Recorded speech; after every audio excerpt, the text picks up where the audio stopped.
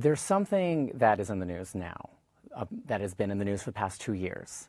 There is a conversation about cisgender people playing trans people. What is something that you can accomplish as a trans actor playing a trans character that a cis person just couldn't?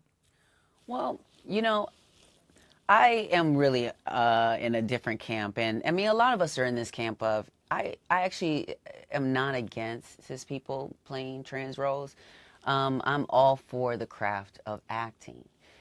It's just that we have to be aware of where the opportunities are. And so, you know, there was a portrayal, Kerry Washington actually played a trans woman in Hot in Cracktown on Netflix. And a lot of trans women of color that we have seen this, and we love it. Like, we absolutely love it because, one, I know that Valerie Spencer was a consultant on the film, and so was working with a trans woman of color who was working with her while she was doing the film. And there were certain things that she did. She was like, girl, I'm dusted. And she would just use certain language, and it just tickled us pink, and we loved it. And I feel like what I loved most about that portrayal that she did is, at the bottom line, this was a story about a woman. At the bottom line, you had a woman playing a woman's story. What's hurtful is when you have portrayals like, you know, when you have someone like Jared Leto who accepts an award for, like, Dallas Buyers Club after playing a trans woman standing in a full beard and, you know, looking fully cis male, it is communicating to our audiences that underneath all of that, it's still a man under that.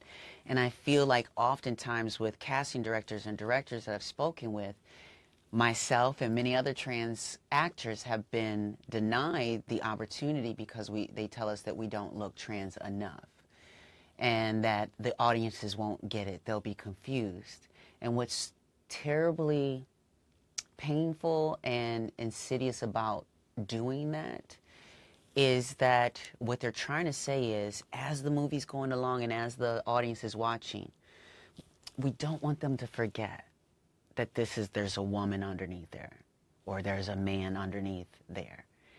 And actually, that's the point. We want you to forget. We want you to just see that this is a person. This is a human story. Forget what's in between their legs, but forget how they identify in their gender. That's the objective of telling a good story. We should all be able to play a lot of different roles. But I would say until we reach that ideal, we need to find ways of supporting one another that help to move society forward. Because the truth of the matter is, okay, even cis actors, like I said with Kerry Washington, if Kerry Washington or a cis woman is playing a trans woman, at least underneath it all, you're seeing that there's a story of a woman being told. I'd love to see a man, you know, play like well, first of all, I'd love to see a trans man play a trans man, you know, play a trans role. But I would love to also see, you know, men really dive into masculinity and all the conversations that we're having around toxic masculinity, where we learn it from and all these things. But a male to go through the experience of playing a trans man, to give us his insight then on how that both challenged him as an actor and challenged our audience. You're like, what level of performativity in your masculinity are you bringing to the table? Absolutely, yeah. So it's not, you know, a black and white situation. You know, that'll get us into arguing points of, oh, this is the way and this is the way. Well, no. I think that things can shift and things can mold and we can grow and evolve together. But right now, we need the most authentic representation. And as an actor, when I take any job, like with Blanca, I'm asking myself, am I the best person for this role? And I felt like I wasn't. And I wasn't. MJ Rodriguez was. And even when I have that kind of clarity, I feel like spiritually the universe gives me what is for me. What is for me never passes me by. As long as I have a clear understanding of how can I be the best instrument to tell this story.